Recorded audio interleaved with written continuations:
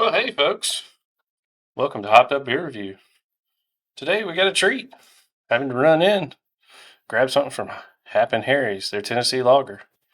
Stick around and enjoy it with us. Tennessee lager, keep me right here. Tennessee lager, wash away the year. Cold in my palm, fire in my chest. Hey everybody, welcome to Hopped Up Beer Review, the show where we give you our unprofessional and somewhat biased opinion about the beer Hey, we're dork. drinking and reviewing. We're back once again, coming at you. There's Andy in the attic. There's Jay. I'm Ben. What are we drinking today? Happen Harry's. I think it's the original Tennessee lager. Is that the way we call this one? That's what Or they just call it. Tennessee lager? It says original Tennessee lager. Yeah. I'm thirsty. Let's drink. Great friends, great beer. I think this is a Aw. new brewery alert. New brewery alert. Yes. Hey. Yep. Flashing lights. No fireworks.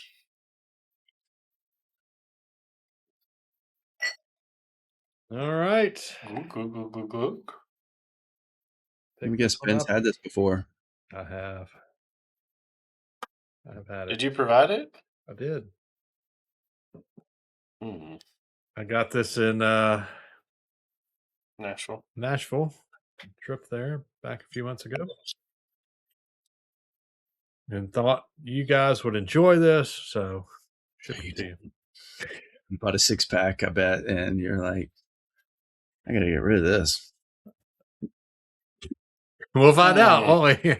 Cheers, mate. Now I know how you treat beer versus me treating beer. Yeah. That is so true.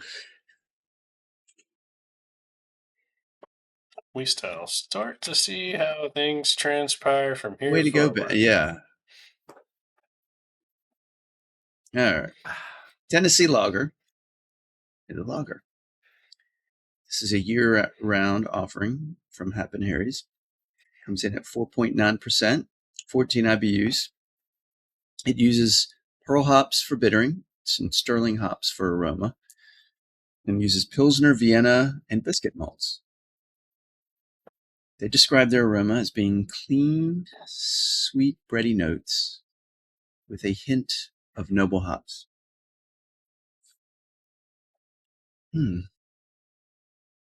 Pardon me. The taste, again, is clean, bready, malt sweetness with just enough hop bitterness to cleanse the palate. Let it wash over you.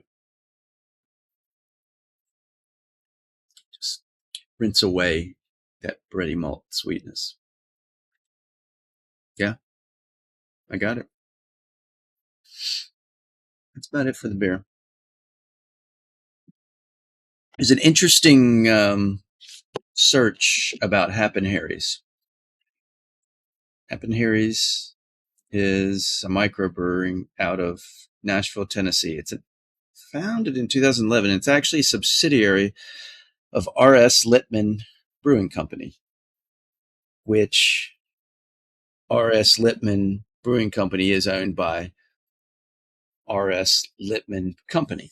We'll get to that later. So Happen Harry's, founded by the Lippman family. Their history traces back to the repeal of Prohibition and a friendship between Hap Motlow and Harry Lippman. Hap Motlow was from the Jack Daniels family in Lynchburg, Tennessee. His full name was Daniel Evans Hap Motlow. Hap was his nickname. He inherited, he inherited involvement, not the full distillery. He had brothers. Involvement with the distillery with his brothers in 1947 after the death of his father, Lem Motlow. His father, Lem Motlow, was the nephew of Jack Daniels, son of, he was Jack. His father was Jack Daniels' nephew, and mother was married to Nettie Daniel Motlow. Ugh.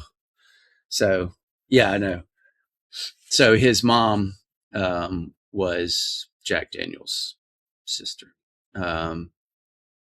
Jack Daniels himself had no heir. He had no wife. He had no children. So interesting back then. I wonder if he had a roommate. So that is the history of Hap Motlow. Have you ever visited the distillery in Lynchburg? No.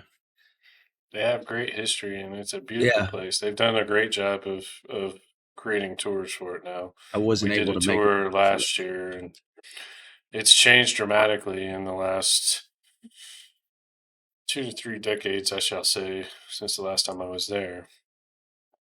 Beautiful place. They do a really good job. They have a beautiful tasting room now too. All the history's there that you would love. Did you leave a comment card? Is that what they changed? No, back in the old days, they Lynchburg is in a dry county, so there's no they couldn't serve their alcohol, and in the in the real tour days many years ago, they used to put you on a school bus and take you across the county line and put out a card table, and they would do samples.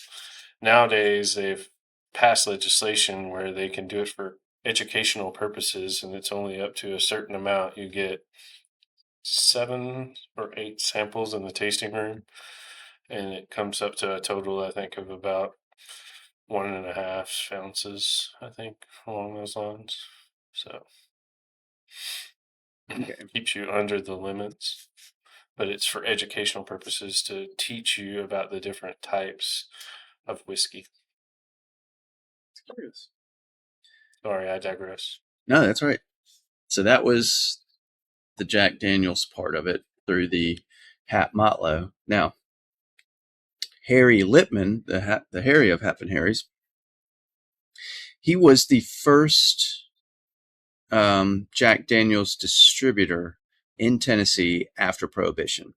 So he filed Tennessee's first liquor permit after the repeal of Prohibition, and partnered with Motlows to revive the Jack Daniels distillery.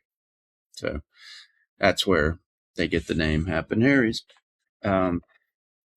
So Lippman's family kept on in the business, and the R.S. Lippman Brewing Company is technically a microbrewery founded in 2009 in Nashville as well, which I mentioned earlier is part of the R.S. Lippman Company.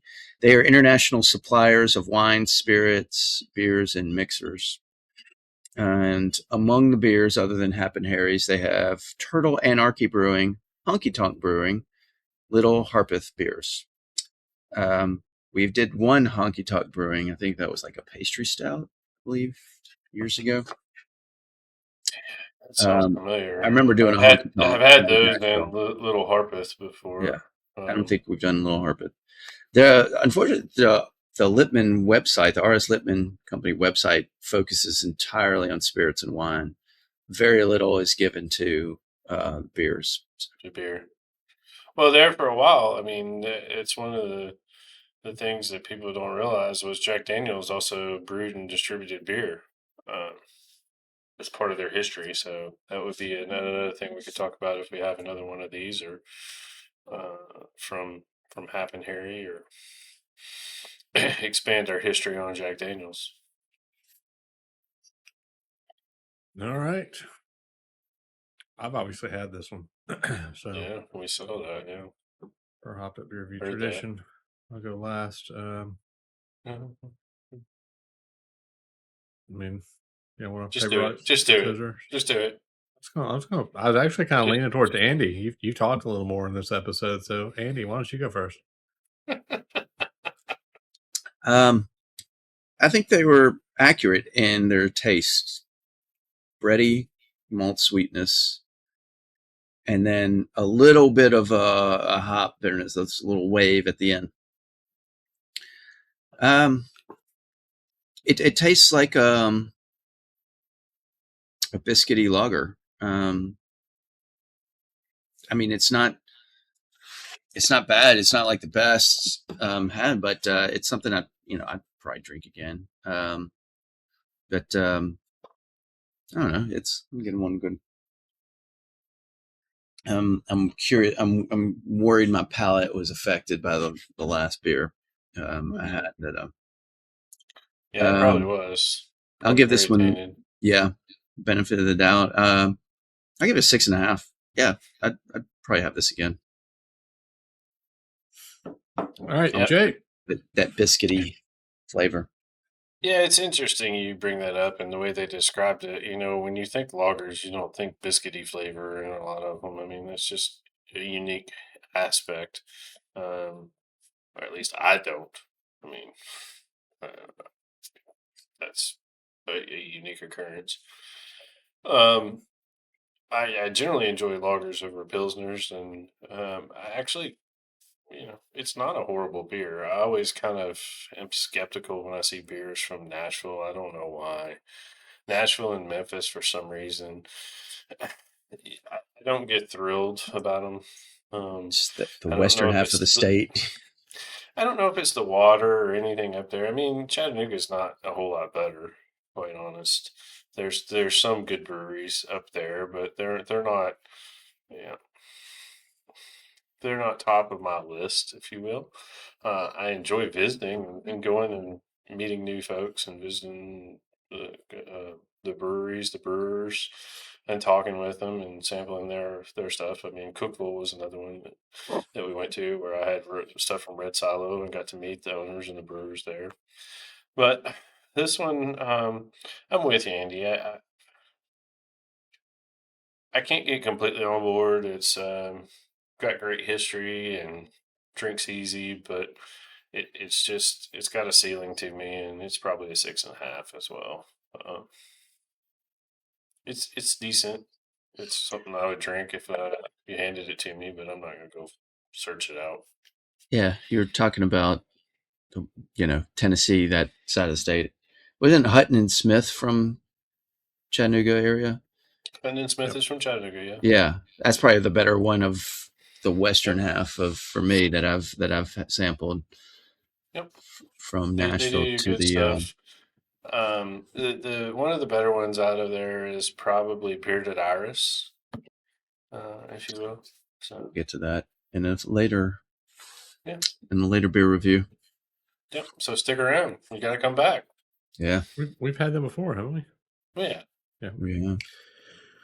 All right. First off, I take offense that you guys think I would have a beer, not like it, and ship it to you for you to drink, just to get rid of it. I mean, that's just we've known each other for so long. Why do you think I would do that to you guys? I love you guys. I would never. We know you so do well. that. That being said, and offload some beer. I think the description here, which y'all both said, is spot on. It is a bready, flavor that you get on it.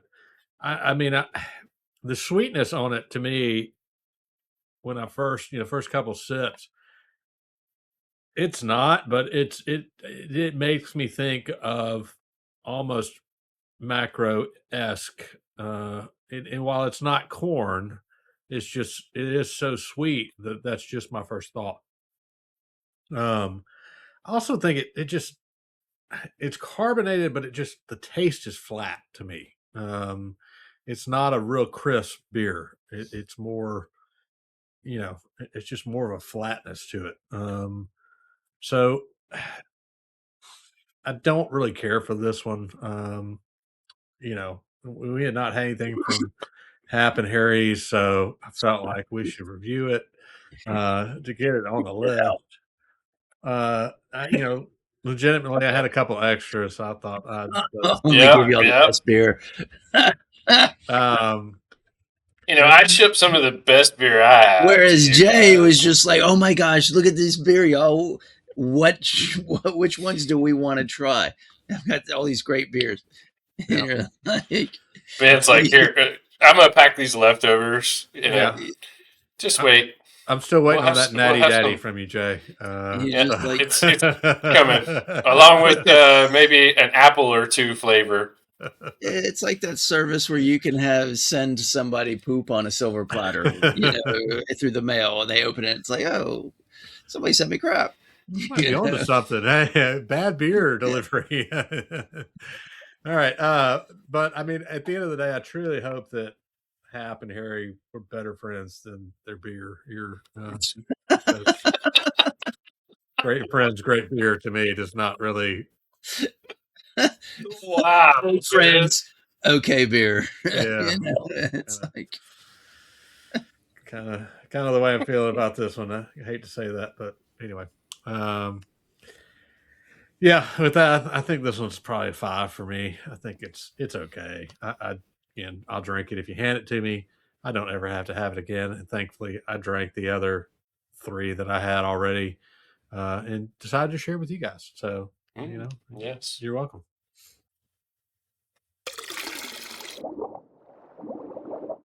Well, we are great friends here, and we like to drink great beer. But this one comes out at a 6. Hap and Harry's. I mean, what is this thing even? Tennessee Lager Original.